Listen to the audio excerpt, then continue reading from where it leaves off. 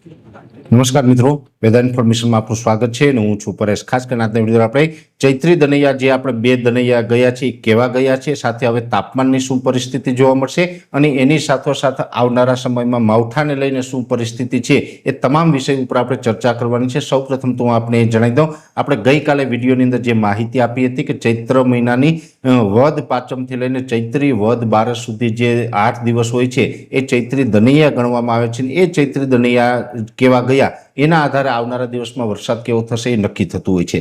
ત્યારે જોવા જઈએ તો જે ગઈકાલે એટલે કે 7 એપ્રિલ 2026ના રોજ ચૈત્ર મહિનાનું જે પ્રથમ દનૈયું હતું એ આપણે ગુજરાતના લગભગ 80 થી 90% અંદર ફેલ ગયું ગણાય અથવા તો નબળું ગયું ગણાય, કેમ કે ગઈકાલે અનેક જગ્યાએ વાદળછાયું વાતાવરણ હતું, વધારે ઝડપથી પવન ફૂંકાયા તો અનેક વિસ્તારની અંદર માવઠાના વરસાદ પણ જોવા મળ્યા છે। એટલે પેલું દનૈયું છે એ મોટાભાગના વિસ્તારની અંદર નબળું ગયું છે અને આજે બીજું દનૈયું હતું, આજે 8 એપ્રિલ 2026ના રોજ ચૈત્રી બીજું દનૈયું હતું એ પણ મધ્યમ ગયું છે। નબળું ન કહી શકાય પણ મધ્યમ ગયું છે, કેમ કે આજે લગભગ 20 થી 25% વિસ્તાર એવા હશે કે જેમાં ચૈત્રી દનૈયું નબળું છે, તો 75 થી 80% વિસ્તાર એવા છે કે જેમાં એવરેજ ચૈત્રી દનૈયું જોવા મળ્યું છે। એટલે આજનું દનૈયું એક પ્રકારે સંપૂર્ણ ફેલ નથી પણ મધ્યમ દનૈયું ચોક્કસથી રહ્યું છે। એટલે બે દનૈયાની આ પરિસ્થિતિ છે। હવે આગળ ઉપર જો પવનની વાત કરવા જઈએ તો અત્યારે નોર્મલ કરતાં થોડોક પવનની ઝડપ છે એ વધારે છે, જેમાં 15 થી 20 કિલોમીટર પ્રતિ કલાકની ઝડપ પવન ચાલી રહ્યો છે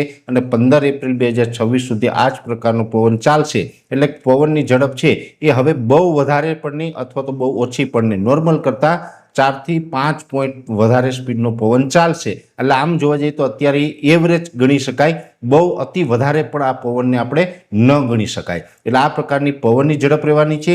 બીજા નંબરની અંદર હવે આપણે માવઠાની માહિતી આપું એ પહેલાં હું તાપમાન વિશેનું જણાવી દઉં। આમ જોવા જઈએ તો આપણે ઘણા સમયથી જે આગાહી આપતા હતા કે 6, 7 અને 8 તારીખમાં માવઠાના ઝાપટા પડી શકે, એ જ મુજબના 3 દિવસ સુધી રાજ્યના અલગ અલગ વિસ્તારની અંદર માવઠાના ઝાપટા પડ્યા। હવે આજે 8 તારીખ છે એટલે આજે માવઠાનો રાઉન્ડ પૂર્ણ થયો છે। આવતીકાલે 9 તારીખ છે ને હવે આવતીકાલે 9 તારીખથી તાપમાન ઉંચકાશે।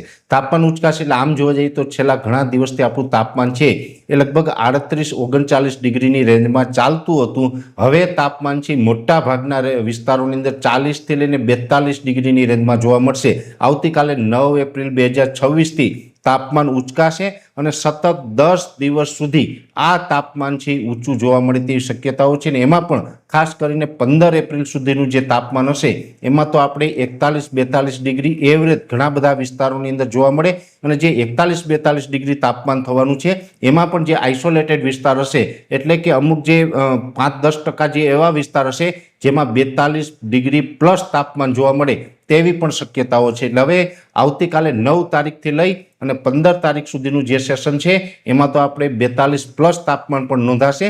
15 તારીખ પછી 1-8 ડિગ્રીનો આપણે ફેર પડશે એટલે કે રાહત મળશે, 1-8 ડિગ્રી તાપમાન ઘટશે, પણ એવરેજ જોવા જઈએ તો હવે લગભગ 8-10 દિવસ કે 12 દિવસ સુધી તાપમાન છે એ ઊંચું રહેશે। ને આવતીકાલે 9 એપ્રિલ 2026થી હીટવેવનો રાઉન્ડ ચાલુ થઈ રહ્યો છે, જેની દરેક મિત્રોએ નોંધ લેવીને આ હીટવેવ માટે બધાએ તૈયાર રહેવાનું રહેશે। હવે જે વાત કરવાની છે માવઠાની, આમ જોવા જઈએ તો માવઠું છે એની અંદર 2 રાઉન્ડ તો આપણે એપ્રિલમાં આવી ચૂક્યા છે।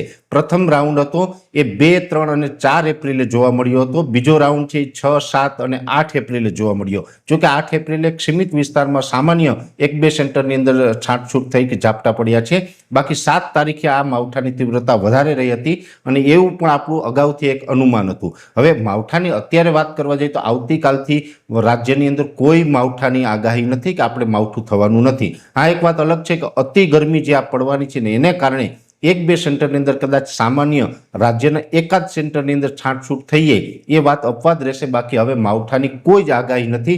અને આપણે એટલું કહી શકાય કે જે 20 તારીખ સુધીનું પ્રિડિક્શન છે એ મુજબ જોવા જઈએ તો 20 એપ્રિલ 2026 સુધી કોઈ જ પ્રકારનું માવઠું થવાનું નથી। એટલે કોઈ માવઠાના વરસાદથી ડરવાનું કે ગભરાવાનું નથી। હમણાં આપણે કોઈ માવઠું નથી અને જે આ 20 તારીખ સુધીનું પ્રિડિક્શન છે એટલે કે 20 તારીખ સુધી માવઠું નથી થવાનું, એનો મતલબ એવો પણ નથી કે 20 તારીખ સુધી થવાનું છે। આ એક ચોક્કસથી છે કે એપ્રિલ મહિનાના છેલ્લા દિવસની અંદર કદાચ સીમિત વિસ્તારમાં એક નાનું એવું માવઠું આવી શકે, હળવા ઝાપટા પડી શકે, પણ એ પણ લાંબા ગાળાની વાત છે. એ સમય આવતા એનું પરફેક્ટ પ્રિડિક્શન હજી અમે આપને આવનારા દિવસની અંદર રજૂ કરશું. પણ અત્યારે એટલું આપણે કહી શકાય કે આપણે જે માવઠા જે પડતા હતા એમાં પણ માર્ચ મહિનાની અંદર 2 માવઠા પડ્યા, એપ્રિલ મહિનાના પ્રથમ અઠવાડિયામાં 2 માવઠા પડી ગયા છે.